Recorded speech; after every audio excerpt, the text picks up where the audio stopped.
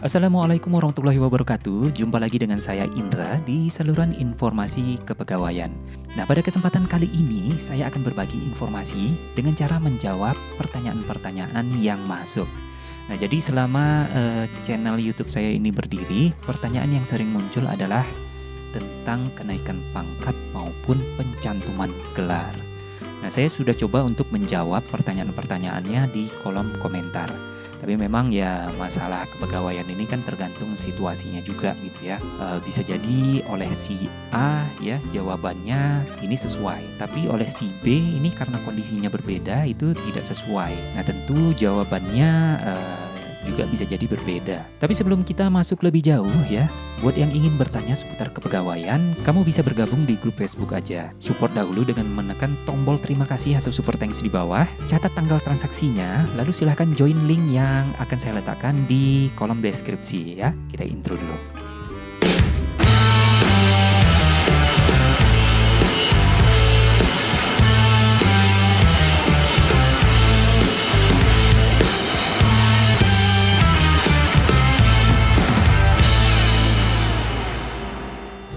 Oke, pertanyaan yang pertama, mohon pencerahannya Mas. Oke, pangkat saya sekarang termasuk JFU, golongan 3. Saya sudah punya pencantuman gelar S2. Pertanyaannya, apakah saya bisa otomatis naik ke golongan 4A? Di sini JFU pelaksana sudah golongan 3D, pendidikannya sudah S2. Di sini kalau sudah S2 berarti pangkat puncak yang bisa dicapai adalah golongan 4A ya. Sudah benar ya, tidak perlu lagi ikut ujian dinas ataupun diklat BIM.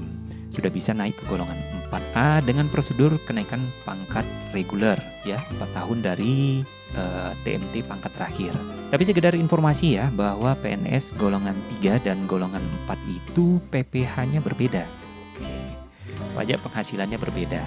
Golongan 3 itu pajak penghasilannya 5%, sedangkan golongan 4 itu 15%. Jadi dengan naiknya dari golongan 3 ke golongan 4, take home pay-nya itu berkurang ya. Anggap aja misalnya gaji pokok kita di golongan 3 itu 4 juta. Dengan PPh-nya berarti sebesar 200.000. Nah ketika naik golongan ke 4A itu PPh-nya menjadi 15% ya. Berarti dengan penambahan gaji ya dari 3D ke 4A kita anggap sekitar 150.000, tapi potongannya malah bertambah sebesar 400.000. Nah, jadi minus ya. Kecuali kalau kita di dalam jabatan fungsional ya, ketutup sama tunjangan fungsionalnya. Jadi kalau naik ke 4A itu berarti kan naiknya ke ahli media. Nah, tunjangannya itu bertambah sehingga potongannya itu ketutup sama tunjangan fungsionalnya. Oke, masuk ke pertanyaan selanjutnya. Pak, saya udah 2D selama 1,5 tahun dan saya sudah S1.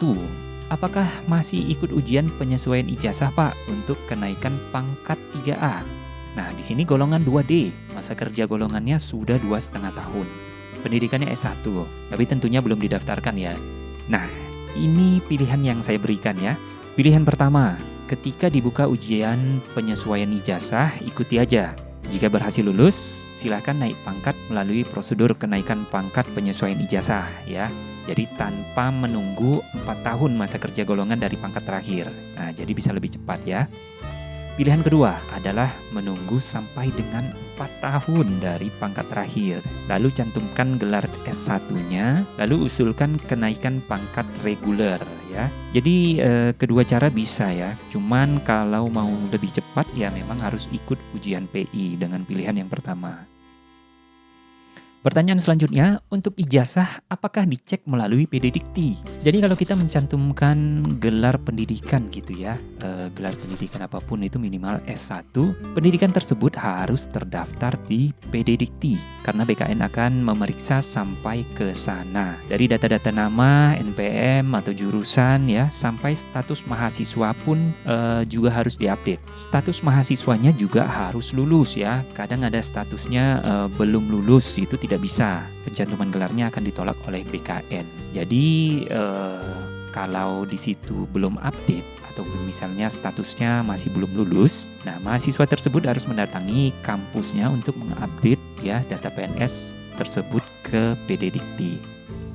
Pertanyaan selanjutnya ya, Kak, saya seorang guru dengan pangkat golongan penata muda 3A. Jabatannya adalah guru ahli pertama. Oke, saya sudah menyelesaikan S2 saya sejak 2023. Jadi langkah selanjutnya bagaimana Kak? Penyesuaian ijazah atau pencantuman gelar. Nah jadi gini ya, pangkat dasar dari PNS dengan pendidikan S2 itu 3B. Saya nggak tahu di instansi lain itu apakah ada ujian PI ya untuk pendidikan S2. Tapi karena di tempat saya itu tidak ada ya, saya anggap di instansi lain juga tidak ada lah ya. Jadi opsi untuk penyesuaian ijazah udah tidak mungkin gitu. Maka option selanjutnya adalah pencantuman gelar.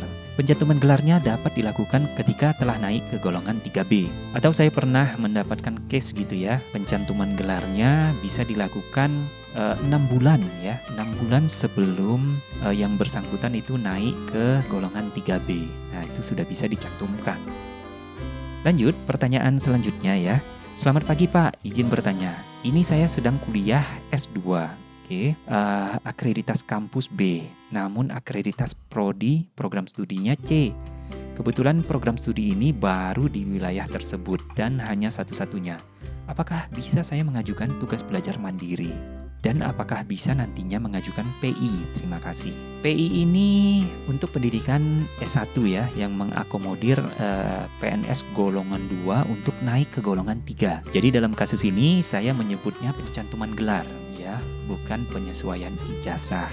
Info dari BKN ya, bahwa pendidikan yang dapat dicantumkan adalah pendidikan dengan akreditasi program studi minimal B. Namun jika di sekitar lingkungan kerja tersebut hanya ada akreditasi program studi C, maka harus dapat persetujuan dahulu ya oleh Menpan RB bahwa kampus dengan akreditasi program studi C tersebut bisa dijadikan tempat untuk tugas belajar. Nah itu informasi dari BKN ya. Dan saya lihat di sini bahasanya adalah saya sedang kuliah S2 ya. Tapi kok pertanyaannya apakah bisa mengajukan tugas belajar mandiri? Nah jadi harusnya ya izin tugas belajar itu dilakukan di awal ya sebelum kita memulai kuliahnya. Karena kalau ternyata nanti izinnya tidak keluar ya gimana gitu. Nah demikian informasi yang bisa saya sampaikan ya, mudah-mudahan bisa bermanfaat bagi Bapak Ibu semua ya. Bagi yang ingin bertanya-tanya seputar kepegawaian, silahkan komen di kolom komentar. Buat yang ingin pertanyaannya bisa dijawab lebih cepat ya, bisa bergabung dahulu di grup Facebook. Tapi sebelum itu support dulu dengan menekan tombol super thanks. Terima kasih di bawah. Sekian dari saya, mohon maaf jika ada salah kata dan informasi. Akhir kata saya ucapkan terima kasih. Wassalamualaikum warahmatullahi wabarakatuh.